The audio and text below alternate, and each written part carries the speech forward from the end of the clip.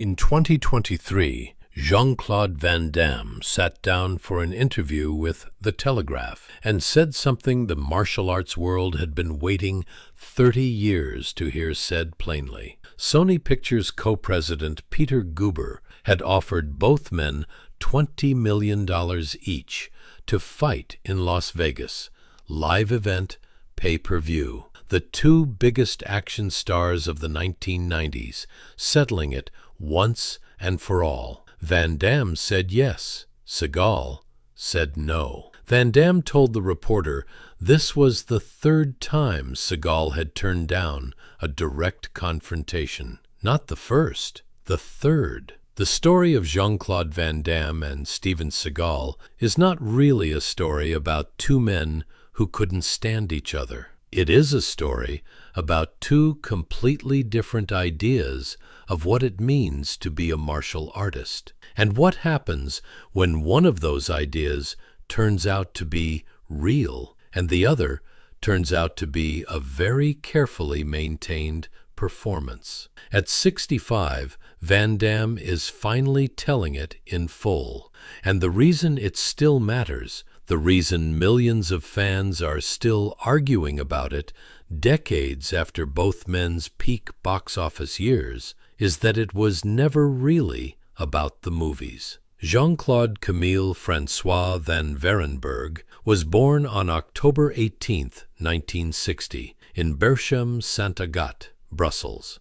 His father enrolled him in Shotokan karate at age 10, not to make a fighter, but because the boy was frail and insecure and needed something to push against. What followed was not the overnight transformation of movie mythology. It was something more ordinary and more durable. A kid who showed up every single day for years and did the work. The biggest fight was against myself, Van Damme has said more than once. He was not being poetic. That was the accurate description of what it felt like to be the skinny kid in the dojo who had no natural gifts except stubbornness and an unusual tolerance for discomfort. By his late teens, he had added kickboxing to his training, competed across Europe, and won the European Karate Championship as part of the Belgian team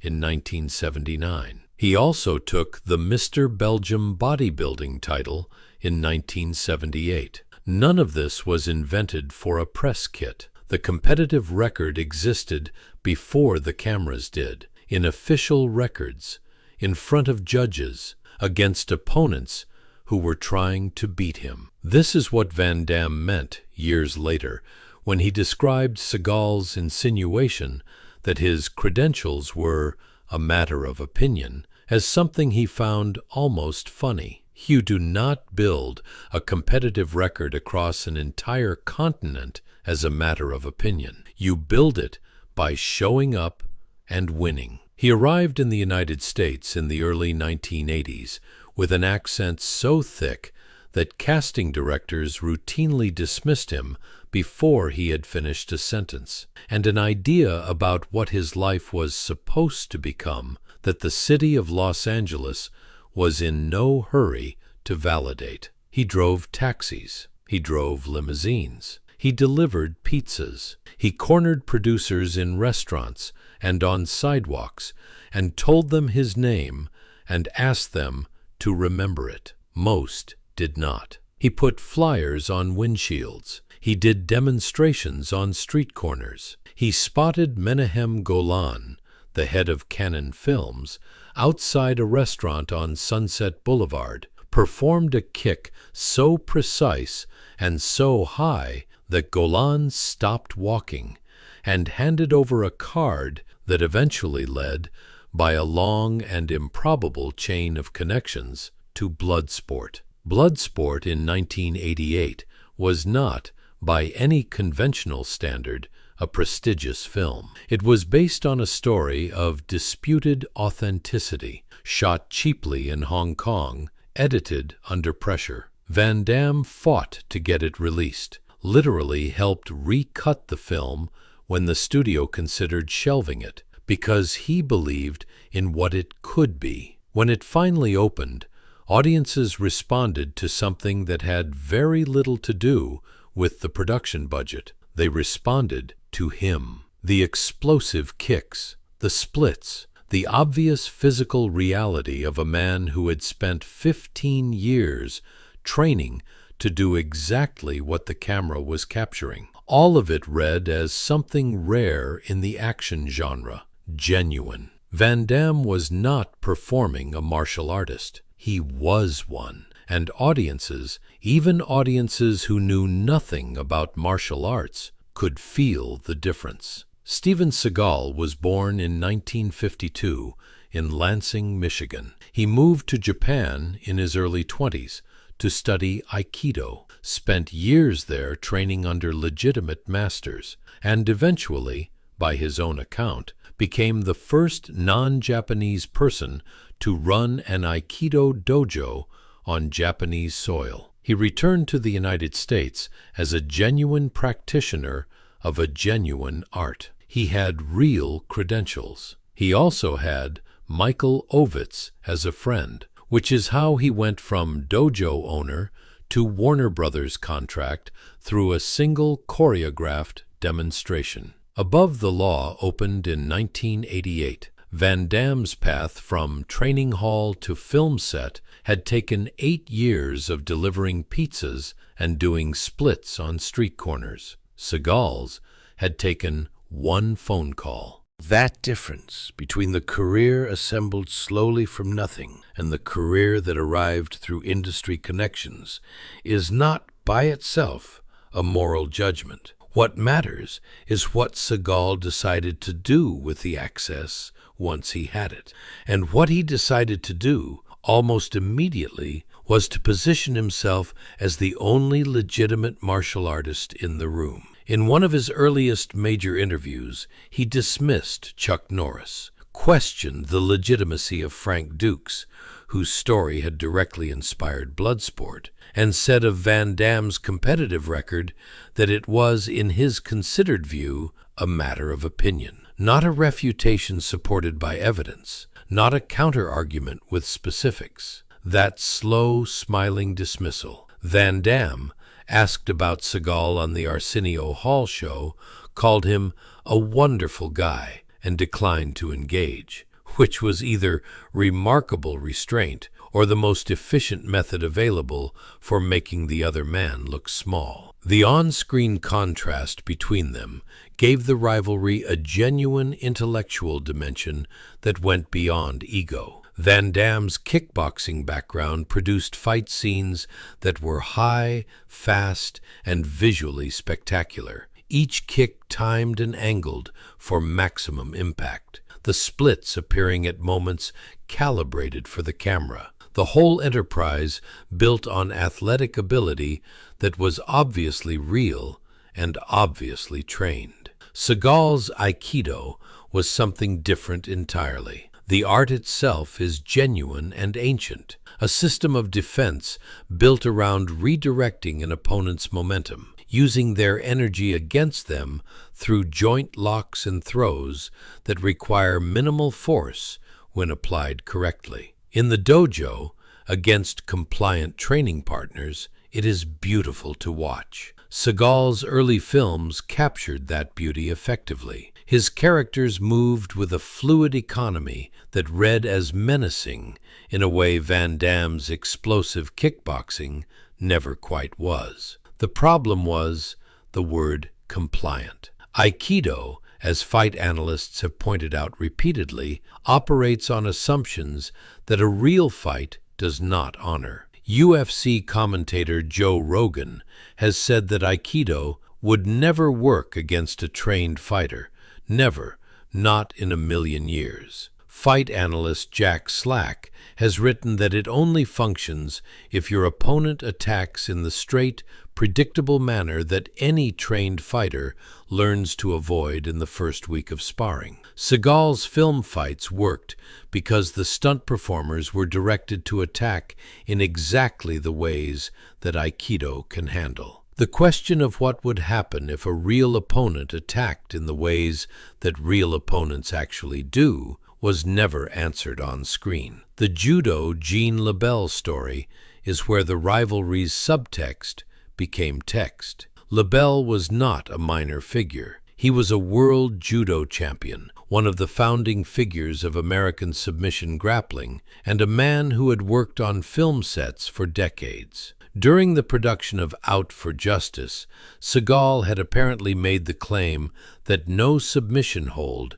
could render him unconscious. LaBelle, who was working on set as a stuntman, offered to demonstrate the contrary. What happened next has circulated in combat sports circles for 30 years. LaBelle applied a rear naked choke. Seagal went unconscious. The secondary detail, that he lost control of his bodily functions in the process, may be embellished through repetition, but LaBelle has confirmed the choke itself on multiple occasions. Seagal has insisted that it was a backstretch that was misinterpreted, which is the kind of explanation that answers the question without actually addressing it. The story has never gone away, not because people want to embarrass Seagal, but because it fits everything the available evidence already suggested. The early 1990s were the peak of both careers, and the rivalry was legitimate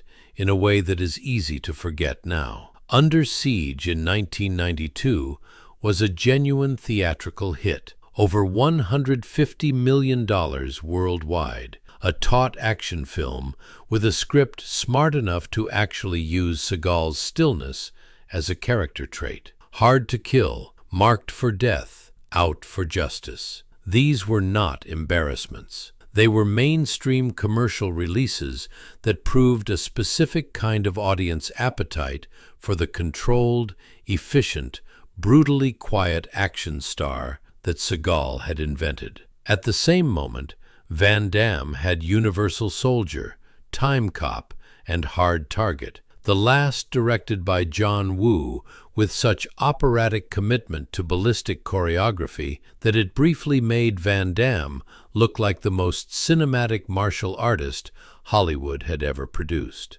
Box office numbers were comparable. Magazine covers were split. The question of who was better, who would last, who represented the future of the genre was genuinely open in a way that made the rivalry feel like more than two egos competing for column inches. What closed the question was not the films, it was the confrontations, the ones that happened off-camera, where the rules of movie choreography did not apply. Sylvester Stallone, who was present at a party in the late 1990s, described the night Van Damme finally had enough of Seagal's sustained public commentary and confronted him directly, not through press releases, not through a publicist's counter-statement, in person, at the party, in front of people, as a direct challenge. Seagal left. Later that same night, the confrontation nearly resumed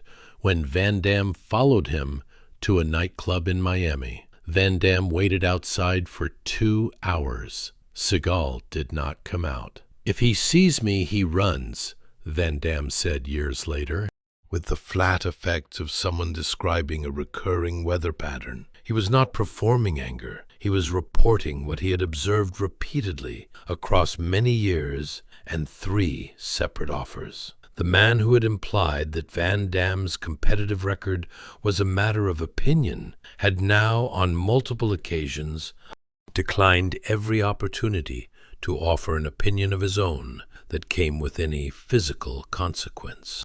The Sean Connery incident sits at the edges of this story and belongs in it. In the early 1980s, before either man was a movie star, Seagal had been brought in as a fight choreographer on the James Bond film Never Say Never Again, hired to teach Connery some Aikido for the production. Connery was not without martial arts background himself. He held an honorary black belt and had trained seriously for previous Bond films. He and Seagal were working together in a rehearsal when Seagal, apparently demonstrating a technique, broke Connery's wrist. Connery described the incident on The Tonight Show in 1996 with the specific restraint of a man who had decided exactly how much he wanted to say about another man in public. "I got a little cocky," Connery said, "because I thought I knew what I was doing." He did not say Seagal had acted improperly. He did not need to. The story of a man teaching defense who broke the wrist of the person he was supposed to be helping says the thing it needs to say without additional commentary. On set, the problems were accumulating from a different direction. John Leguizamo, filming Executive Decision, laughed during rehearsals at something Seagal had said. Seagal responded by slamming him against a brick wall. "He taekwondo'd my ass," Leguizamo said, noting with some precision that Seagal had used a technique from a martial art he did not practice on a man who was not attacking him. The gap between the philosophy-based defensive martial artist of the screen image and the man who used surprise force on a smaller coworker for the offense of laughing was not a gap that could be explained away easily. Stephen Tobolowsky had a different experience on The Glimmerman, where Seagal spent between take time trying to convince Tobolowsky that his serial killer character should be allowed to survive the film because Seagal had decided his screen persona should stop killing so many people. The scene was filmed as written. Seagal then improvised lines, suggesting his character was glad he hadn't killed Tobolowsky's. The director brought Tobolowsky back to re-record additional dialogue to clarify that the death had actually occurred. The whole episode was a small, absurdist comedy about a man who had become so fused with his image that he could not separate the character's moral position from his own. Van Damme's own mid-90s were unraveling in a completely different way, publicly, honestly, and with none of the image management Seagal was deploying. The addiction to cocaine was reported. The marriages failed in the kind of rapid succession that becomes its own tabloid narrative. The box office numbers fell. He did not dispute the characterization that he had fallen. He said he had. He went through treatment. He talked about it in interviews with a frankness that was given the action star persona he had spent 15 years building, almost disorienting. There was no publicist-approved version. He had fallen, and he said so. He got up and kept working. The fullest expression of that frankness came in 2008 with JCVD, a film in which Van Damme played a fictionalized version of himself, broke behind on child support, trapped in a Belgian bank robbery, stripped of every resource the action star image normally provides. Critics who had spent 20 years dismissing him as a B-movie martial artist found themselves writing about the performance as though it were the work of a completely different actor. It was not. It was the same actor, finally in a context that allowed what had always been there to be visible. Steven Seagal made no equivalent film and gave no equivalent interview. The image remains sealed. The mystical Aikido master, the man with intelligence world connections, the figure who could not be tested because he operated at a level beyond ordinary testing. All of it was maintained with the consistency of someone who understood that the image was the asset and that any crack in it would be irreversible. What happened to that image over time is what happens to all sealed systems. It contracted. The films moved to direct-to-video in the late 1990s and never returned to theatrical release. The allegations against him of misconduct with women, of violence on set, of fabricated biographical claims multiplied.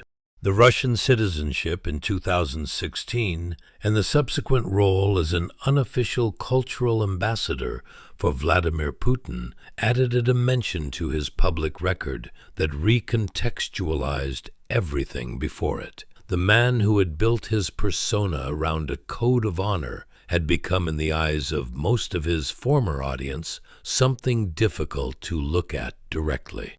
When fans poll online today, who would have won the fight? Whose career meant more? Who represented what the action genre was actually about? Van Damme wins by 90% margins. The people voting are mostly not trained martial artists. They cannot diagram the technical differences between Shotokan and Aikido. What they are responding to is something more fundamental. The difference between a man who showed up and a man who made sure no one could ever find out. The difference between a career built on ability that was tested in competition before it was tested on camera, and a career built on a choreographed demonstration for a producer who needed to be impressed. Van Damme at 65 talks about the physical cost of the career with the same plainness he brings to everything else. The joints that bore 40 years of competition and film work. The mornings that are different now than they were. He talks about the addiction and the rebuilding. He talks about the marriages. He does not perform equanimity about any of it. He reports it. In the same tone of voice he used to report that the Sony fight offer had been declined for the third time, as facts that are available to anyone who wants to understand what actually happened. The truth he is telling at 65 is not primarily about Steven Seagal. Seagal is the contrast element, the mirror that clarifies what Van Damme is not by showing what the alternative looks like across 30 years of time. What Van Damme is actually telling the truth about is the thing he has been telling the truth about since he was 10 years old in a Brussels dojo. Frail and insecure and showing up anyway, that the only version of any of this that matters is the one that can be tested, that the image is not the thing, that 3 times is not a matter of opinion. 2 philosophies went head-to-head in the 1990s. One was spectacular and real and sometimes fell down. The other was controlled and protected and always found a reason not to show up. The audience has been voting on which one meant more ever since. Van Damme just finally said out loud what the numbers have been saying all along.